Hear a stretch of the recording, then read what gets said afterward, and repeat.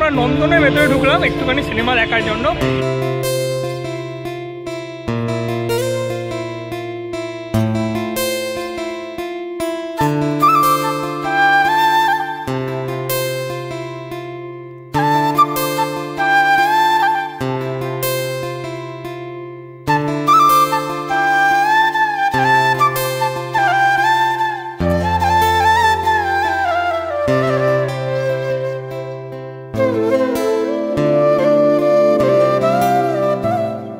তো বন্ধুগণ, গোবঙ্গে আরও একবার সকলকে জানাই সুস্বাগতম। আজ আমি চলে এসেছি আমাদের নন্দনে এবং এই মুহূর্তে আমি ভিজিট করছি কিস 29, যেটা আমাদের ফিল্মফেয়ার অ্যাওয়ার্ড 2023। তো এই মুহূর্তে আমি ভেতরে আছি এবং 5 থেকে 12 আপনার লাস্ট ডেট ছিল মানে এটা ভিজিট করার। আর আজকে 12 তারিখ, দুঃখের বিষয় আমি একটু কাজের চাপে আসতে পারিনি। সো আজকে 12 তারিখ এবং আজকে লাস্ট ডে, সো আমি ভিজিট করতে এসেছি। তো চলুন কী কী আছে একটু দেখে নেওয়া যাক।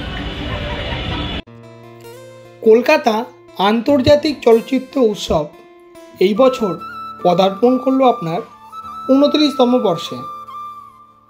এটি ভারতের তৃতীয় প্রাচীনতম আন্তর্জাতিক চলচ্চিত্র উৎসবের মধ্যে একটি এবং এই উৎসব কিন্তু আপনার শুরু হয়েছিল 1995 সাল থেকে।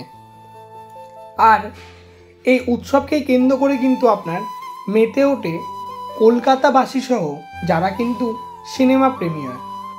দূর দূরান্ত থেকে বহু মানুষের কিন্তু সমাগম হয় এখানে এবং তারা কিন্তু সিনেমার ভালোবাসা বা আমাদের চলচ্চিত্র ভালোবাসার টানে কিন্তু এখানে ছুটে আসে।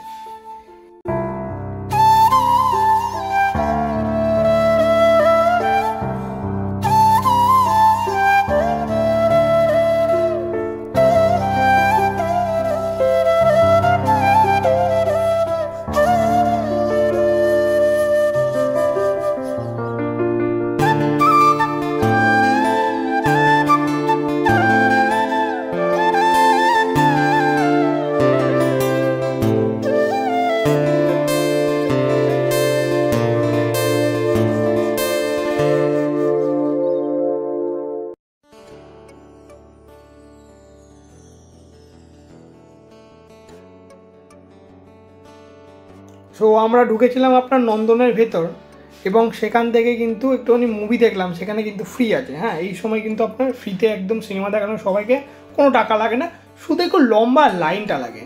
তো ওখান থেকে দেখলাম, দিয়ে আমরা চলে যাচ্ছি আপনার মৃণাল সেনের যেখানে আপনার এক্সিবিশনটা বসেছিল সেখানটায়।